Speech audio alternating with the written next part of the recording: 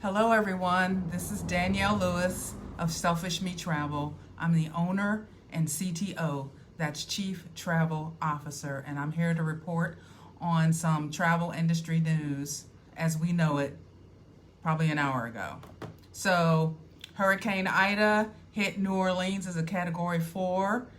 Then it dumped rain on New York and New Jersey and the surrounding areas, causing severe flooding and some deaths.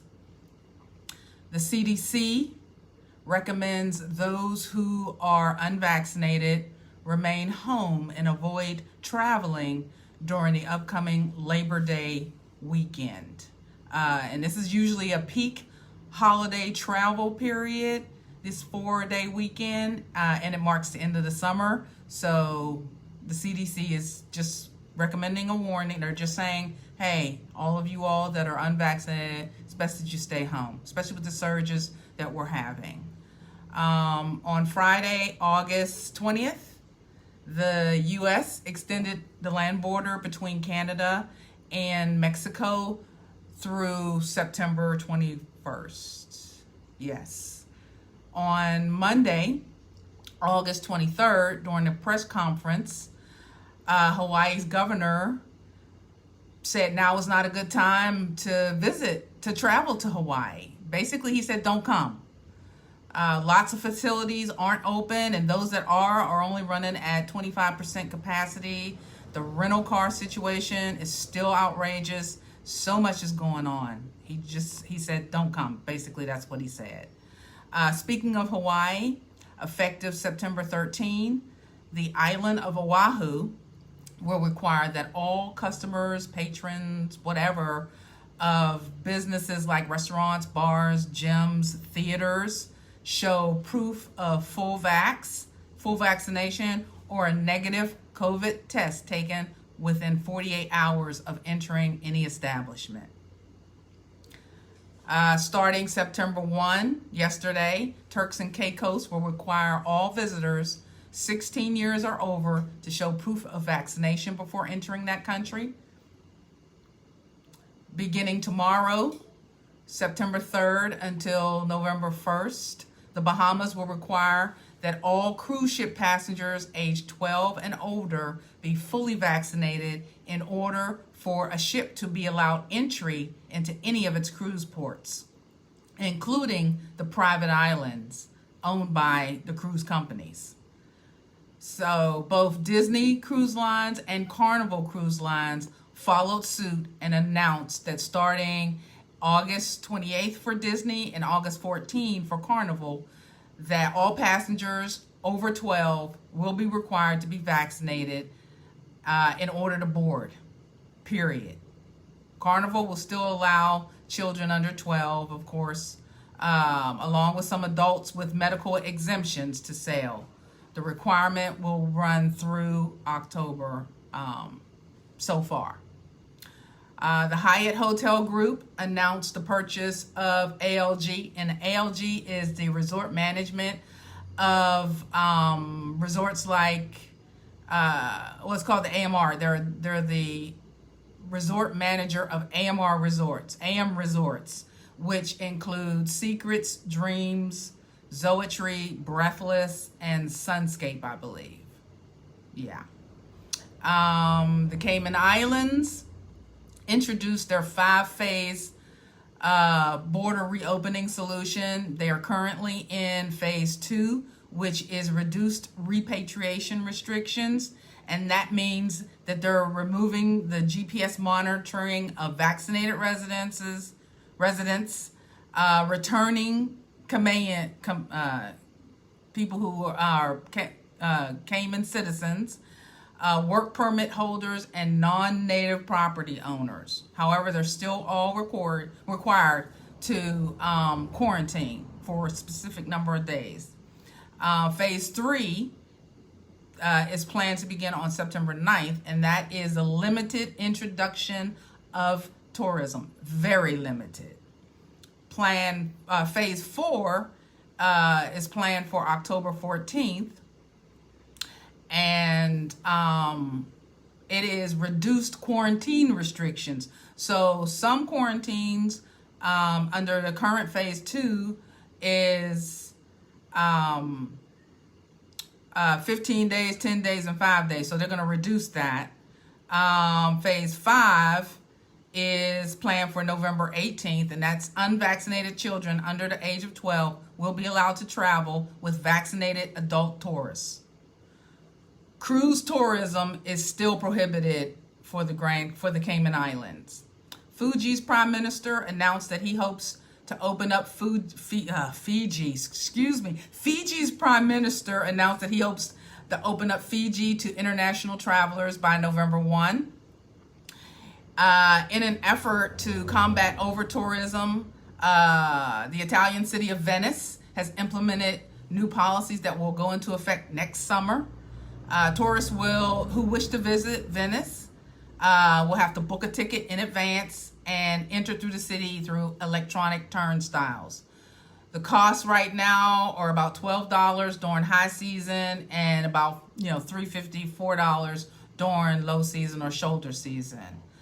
Visitors may have to book early if they plan on visiting Venice during high season, because they're going to tighten the restrictions. They're only going to allow a certain number of people each day to the city. Okay, and that's supposed to happen next summer.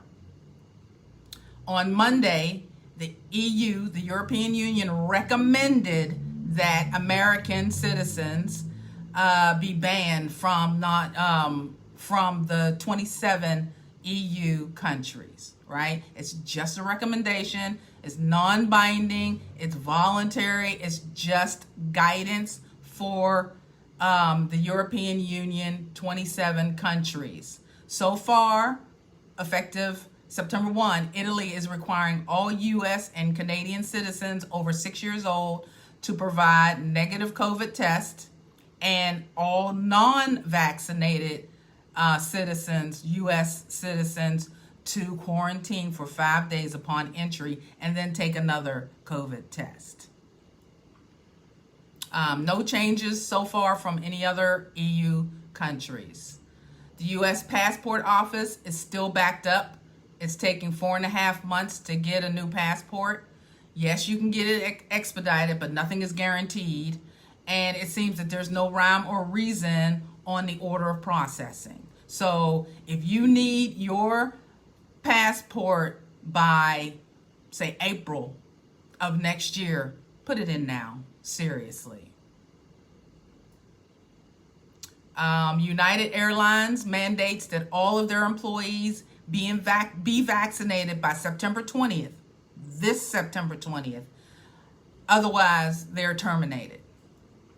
Delta Airlines says that they will charge all unvaccinated employees an additional $200 a month surcharge to, combat potential health insurance costs. Some countries like Croatia and Austria have a vaccine expiration date restriction. They're not allowing you in if your vaccine is over 270 days old, which is approximately 9 months. This may be a new trend to fall in line with getting a booster shot. So, I'll keep you updated as much as possible. Turkey and Greece are still having raging fires in parts of those countries. And of course, so is the Lake Tahoe area in California. Good friend of mine, Nicole Barrett, who's a friend and mentor, asked 2 questions. She says, how does insurance work if unexpected changes or news comes up? Basically, first of all, it depends on the type of insurance that you purchased.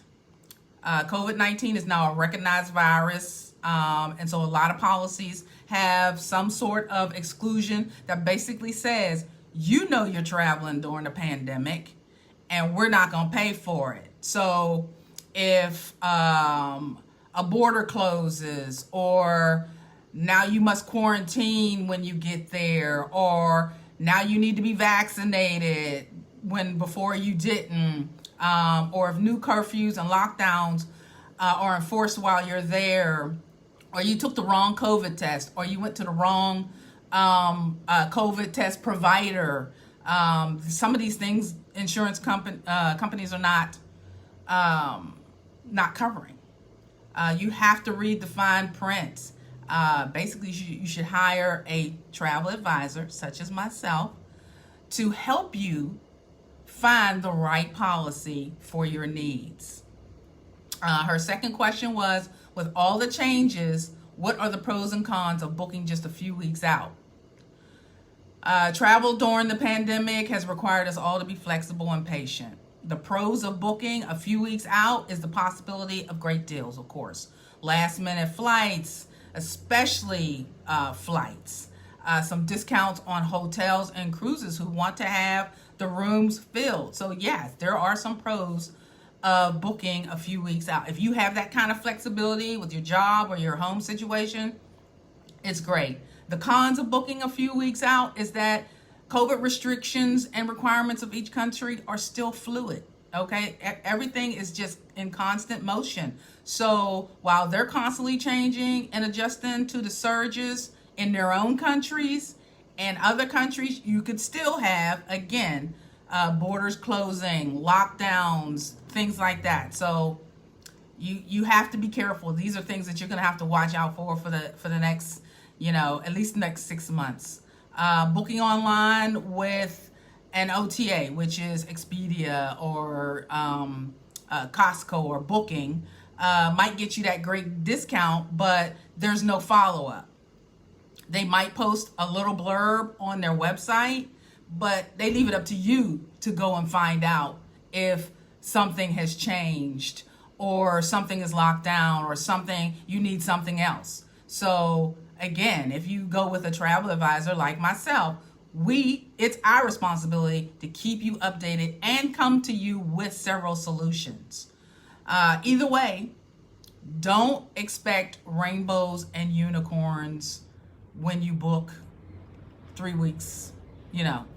Staffing is still a worldwide problem, and travel suppliers are trying to recoup as much money as they can while borders remain open. So while you might get a great deal, you might only have, housekeeping once for the week, or you might have to pay extra for housekeeping more than once a week. And you might have to pay extra for things back in 2019 that you didn't have to pay extra for. So again, there are pros and cons to, booking within a few weeks. And finally, I will be doing a podcast starting next Wednesday, which is my birthday, my 59th birthday. And it's basically about, I hope to inspire single Black women to travel to and live in foreign countries, okay? And to overcome being the only one on the road or anywhere else. So solo travel and slow travel is what my podcast is going to be about. And again, it drops on next Wednesday, September 8th. So thank you for watching. Peace.